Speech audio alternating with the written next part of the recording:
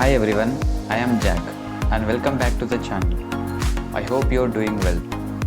This is day 3 of our 30 days C programming challenge. Today's topic is data types and variables. So without any delay, let's dive right in.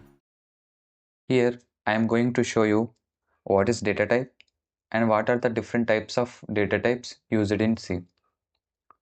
So coming to data types.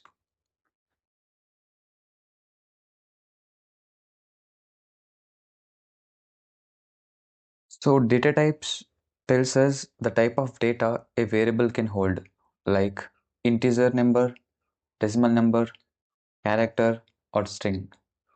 And variable is nothing but a named storage location in the memory. We will discuss it little later. For now, in C we have different data types like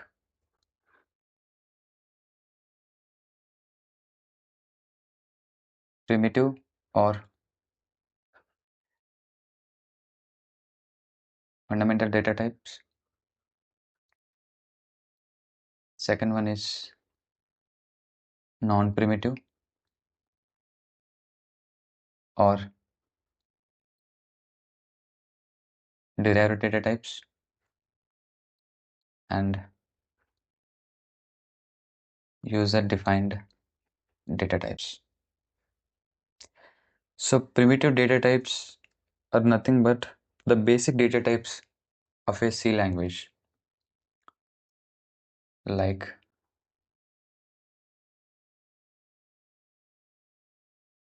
int, float, double, char, and boolean, bool. So int data type holds the integer values, means the numbers without decimal points. And float is a data type that holds the decimal values with a single precision decimal numbers up to 6 digits decimal points.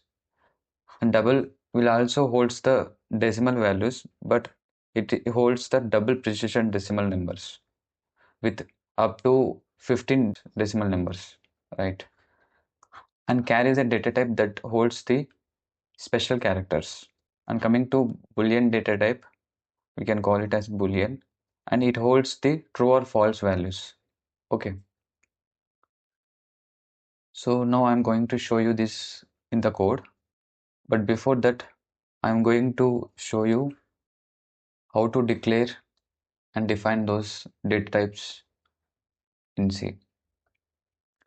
So in the main function, if we want to declare or define a value, first we need to mention the type of data that we are going to declare. The type of data means the data type. So it is of from any of these 5.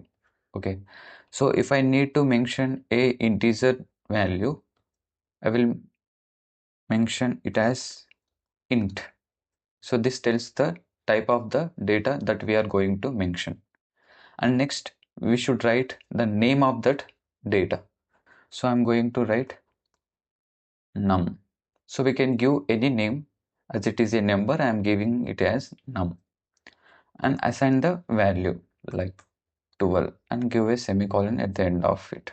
This is called data type, and this is the variable, and this is the value.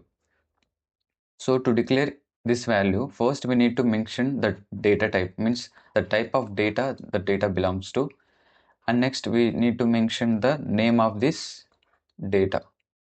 So this tells the name of this data, and this tells the type of this data.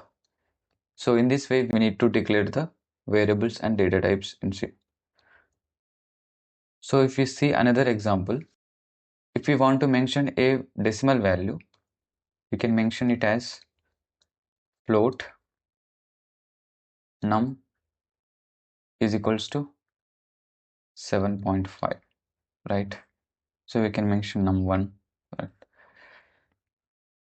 So here, what is float? Float is a data type, that is telling the type of this data. This is the data that is float type, means decimal type. Okay, and this is the name of this data, means num1, which represents the 7.5. In this way we declare the data types and variables. So let's clear this.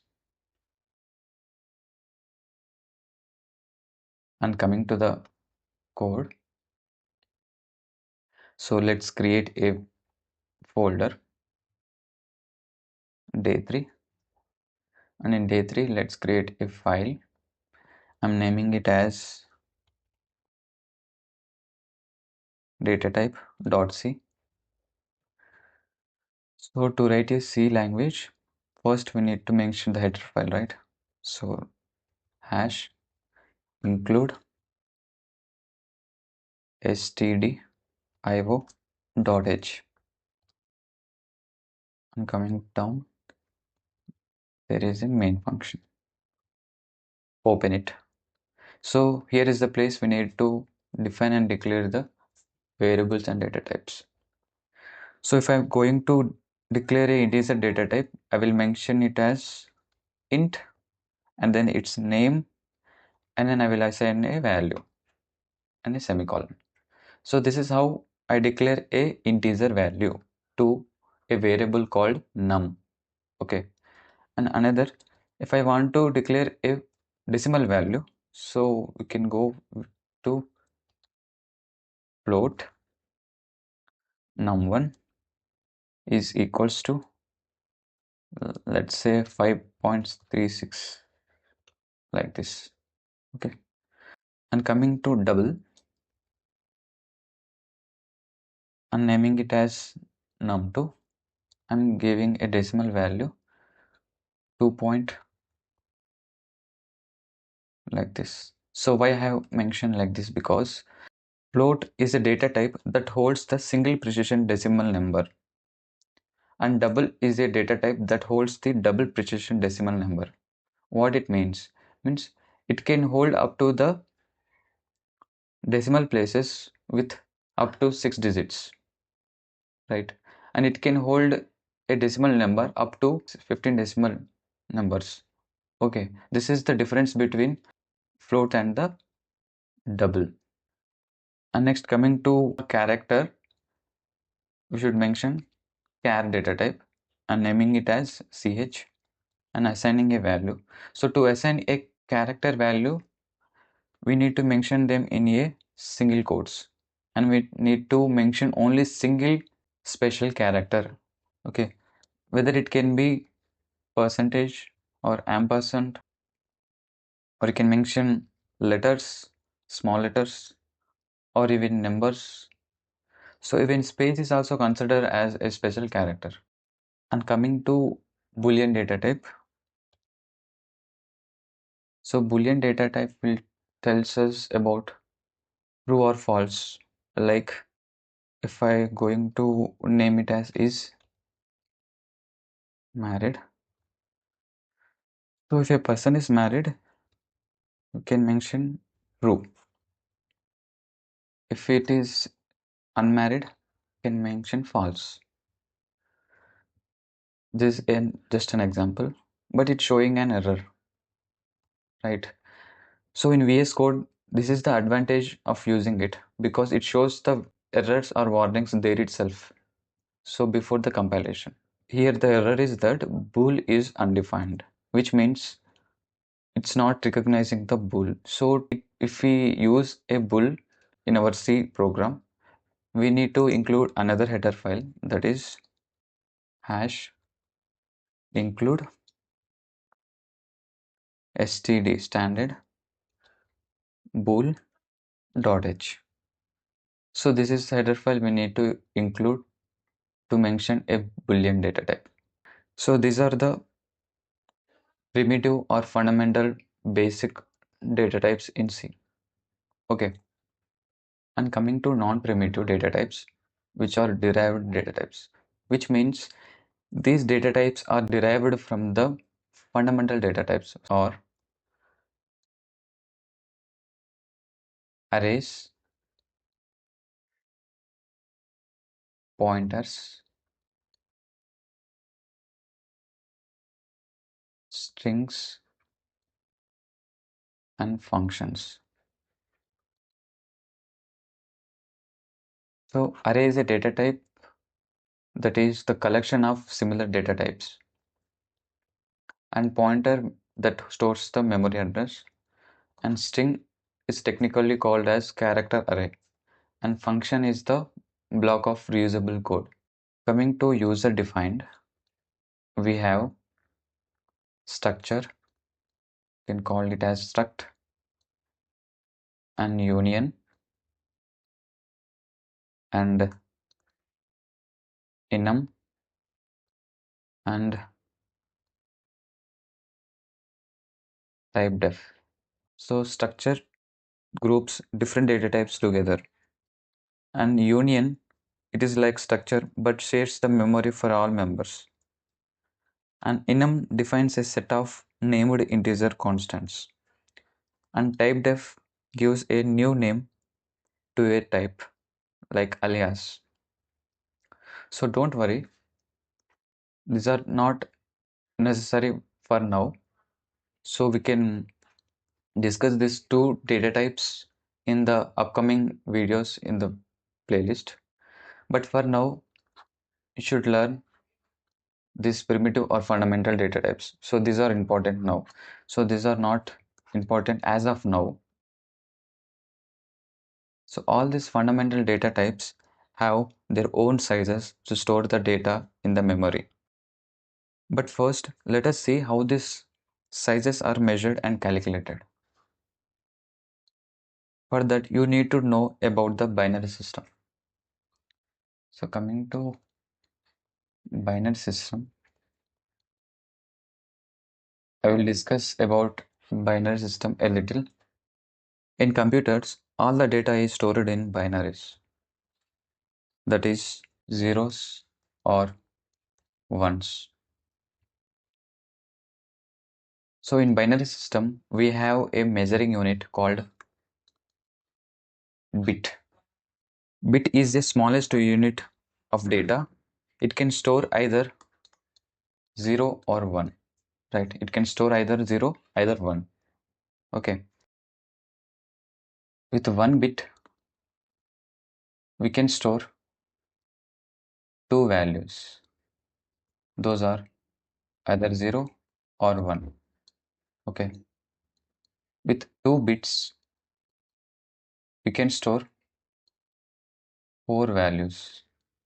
Those are 0, 0, 0, 1, 1, 0, and 1, 1.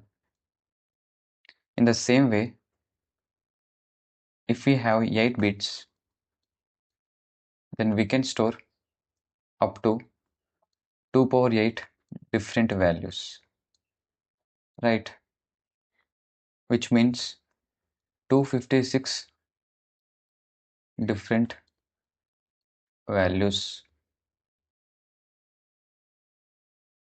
These 8 bits together form a byte, right?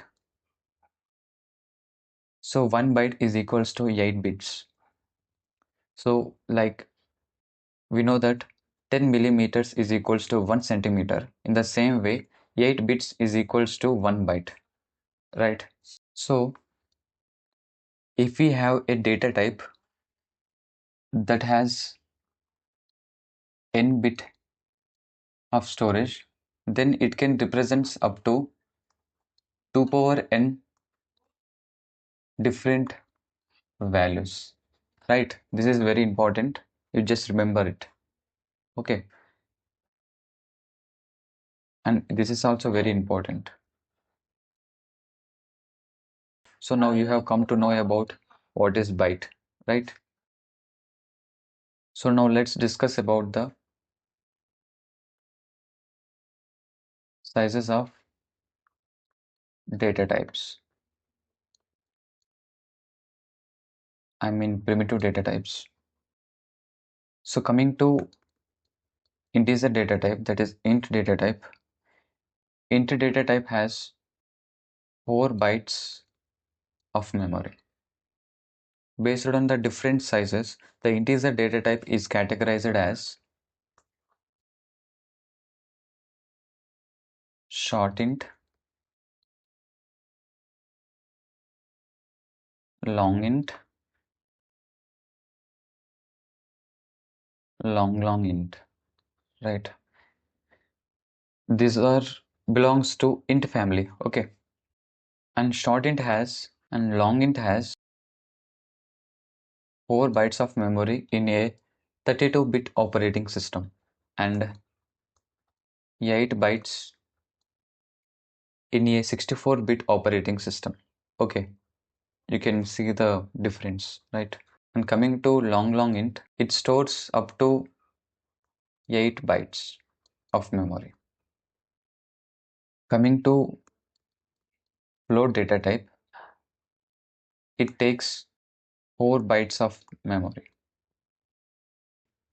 As it is a single precision decimal number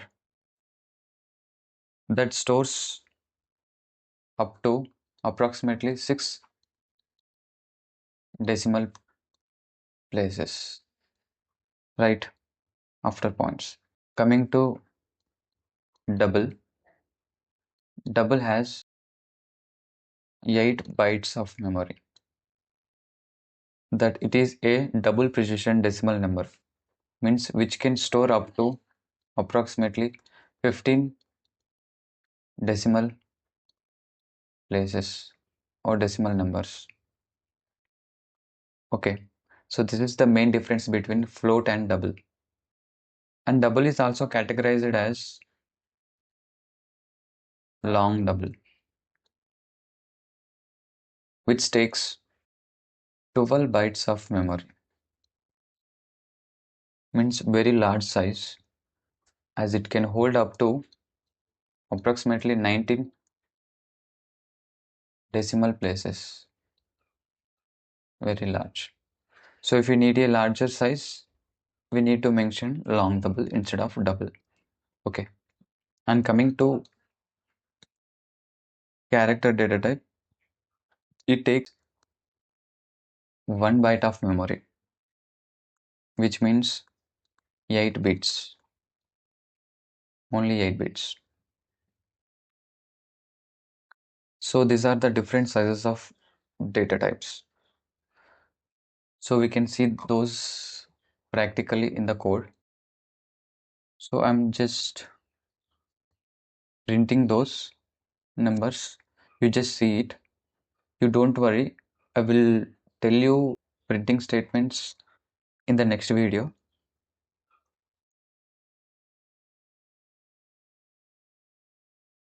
Short is nothing much short int. We can also call short int as short and long int as long and long int as long. Okay.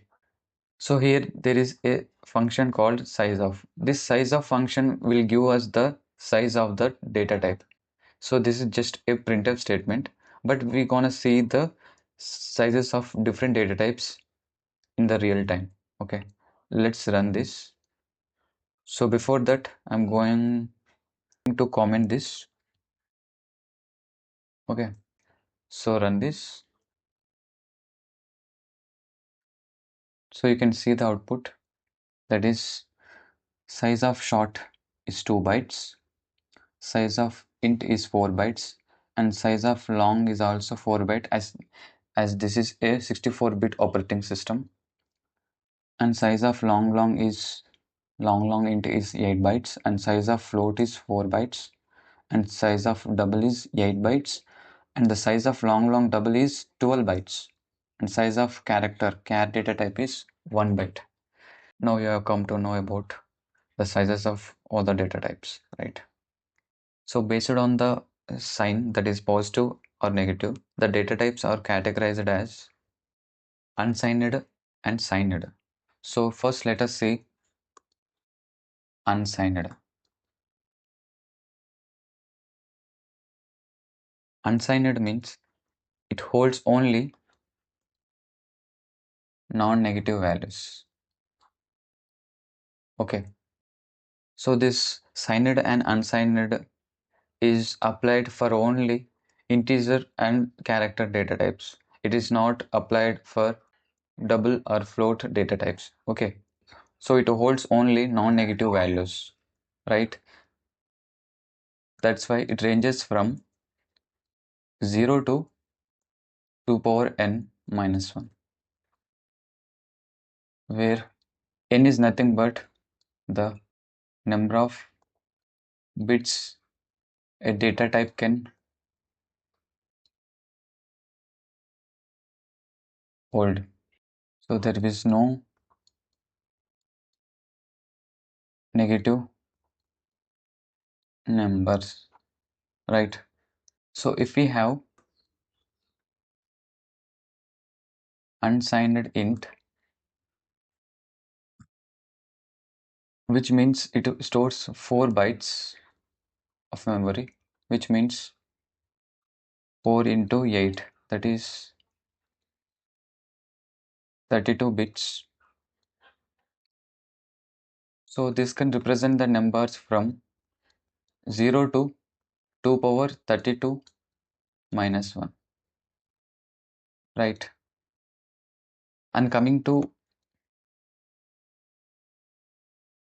unsigned character value, as it stores 1 byte, which means 8 bits. So it ranges from 0 to 2 power 8 minus 1, means 0 to 255. So there are total 256 values this unsigned char can hold. Coming to signed, so signed means it can hold both positive and negative numbers, means both positive and negative numbers. But in signed, all the bits are not used for the value. One bit is used for the signing purpose, means if there is a 0, it means positive number, and if it is 1, it is negative number.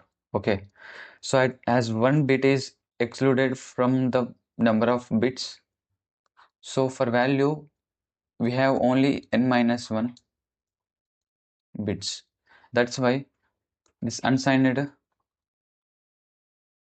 ranges from minus 2 power n minus 1 to 2 power n minus 1 minus 1. Okay, this is because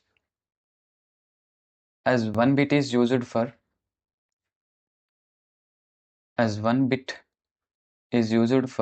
signing purpose, right? This is called most significant bit. Okay, that's why it ranges from minus 2 power n minus 1 to 2 power n minus 1 minus 1, including 0. So it can hold both negative and positive numbers. If we see for signed int that holds 4 bytes of memory, means 32 bits. So as one bit is used for positive or negative number, so it ranges from minus 2 power 31 to 2 power 31 minus 1. Okay, including 0 with negative and positive number. And coming to signed character, as it have only 1 byte, means 8 bits. This ranges from minus 2 power 7 to 2 power 7 minus 1, which means minus 128 to 127, right? So you can notice that in the unsigned character, as there is no negative values, so it have the range from 0 to 255, means there are 256 total including 0. So it ranges from 0 to 255. But when it comes to signed, the range is divided into two halves. So one part is positive numbers and one part is negative numbers. That's why the range is divided into two halves. So you can see here 256 half is 128. So if I break this from minus 128 to minus 1, there are 128 values at negative side, and from 0 to 127, those are 128 at non-negative side. Okay, so both of them combined, we have total 256 different values, including negative and positive. So now you have come to know about the measurements of these sizes. But in code, if we just mentioned while declaring the data types and variables, so if we mention like int a is equals to 10, which means it is defaultly called as signed int. Okay, so with every family of int like short int, long int, or long int, these are called defaultly goes to signed one. So if we specifically need to mention unsigned, we need to mention unsigned in front of this. Unsigned int b is equals to 5, like this. Okay, this is the data type, this is the variable, and this is the value, and this tells the whether it is a signed or unsigned. Same for this. If you need to mention a short unsigned short int, you should mention unsigned short int, right? Like this. But coming to char, if you mention char, it do not guarantee that whether it is signed or unsigned, right? We cannot guarantee it. So to specifically mention whether you need a signed character or unsigned character, you need to mention them as signed char. If you need a signed character, means both positive and negative numbers. If you need only non-negative, you can mention unsigned char. So you need to mention explicitly. Okay, for character. For integer, by default, it is signed. So you can check those in the code. So I'm commenting this all.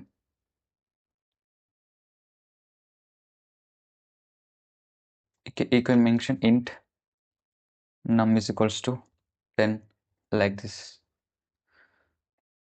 Or you can mention minus 10 as your wish, because it is defaultly a signed integer.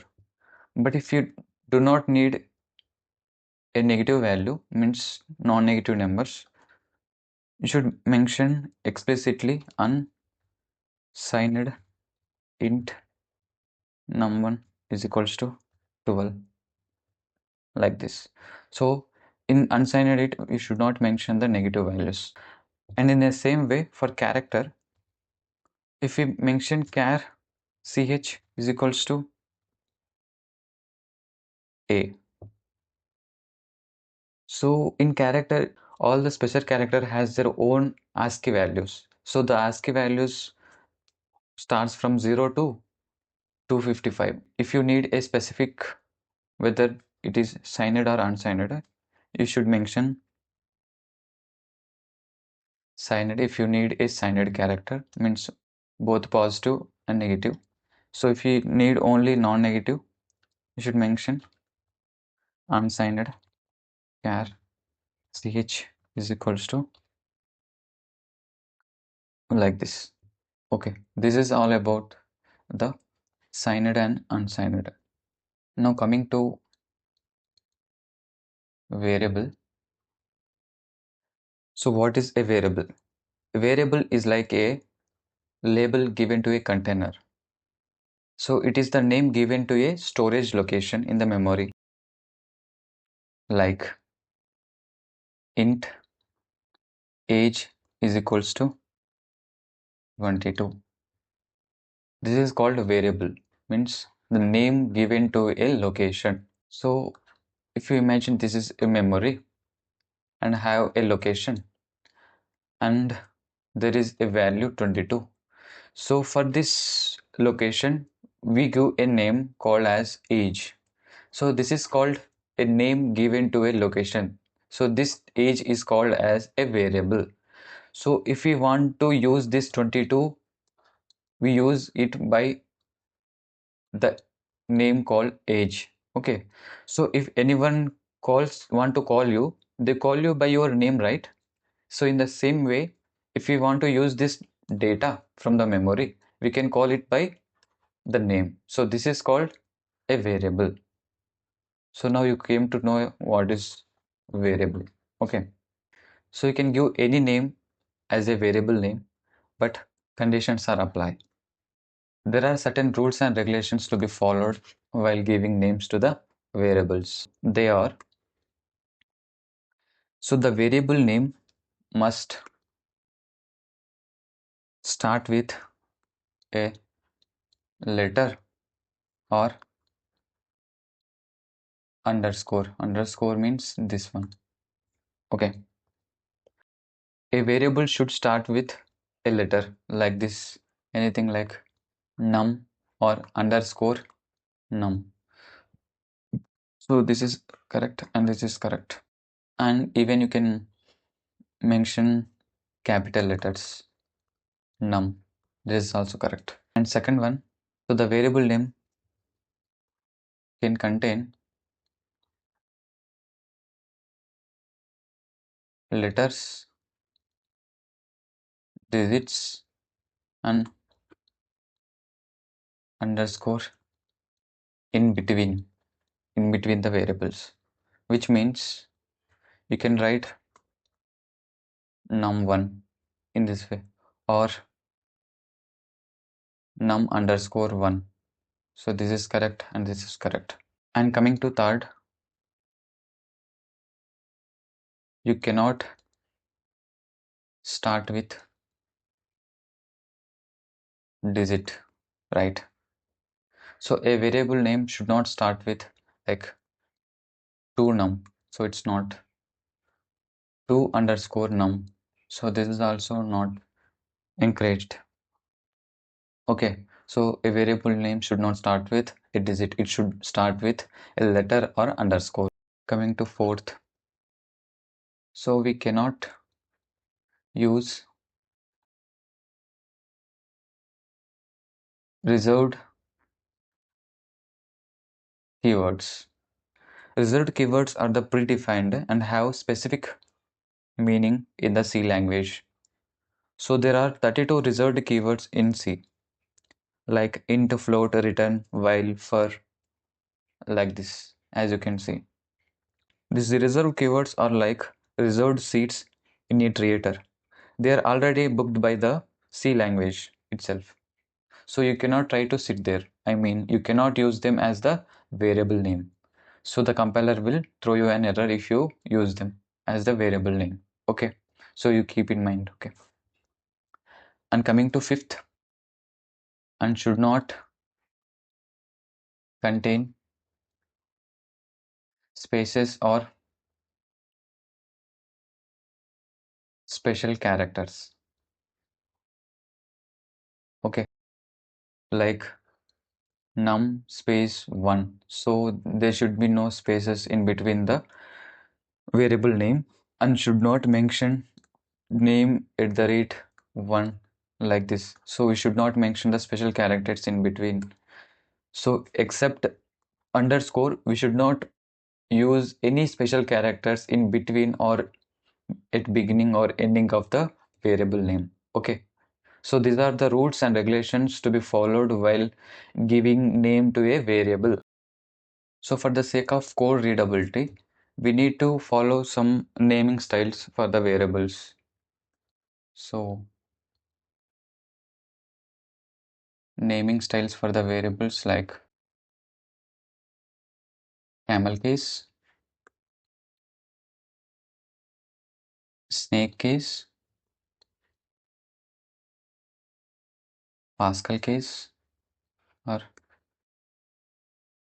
uppercase. So these are the different naming styles to be followed while giving name to a variable for your code readability. So to look very clearly, right? So what is this camel case? Camel case is written as, so if I, let's say, if I going to give a variable name as student marks, so you can give it as in the camel case student student and marks. So these are all in the lower case, and this is one is uppercase, and this is all are in lower cases. So it is looking like flat, bump, and flat. So it is like a camel which has bump on its body. So this is called camel case. This is because to separate two words, that is student and marks. And coming to snake case, it is like student all in the lower case, and underscore and marks. So there is no bump inside it. It is like flat, like a snake. So to separate the two words, we use underscore in between the words. Right? This is called snake case. And coming to Pascal case, we give first as uppercase and the remaining as lowercase.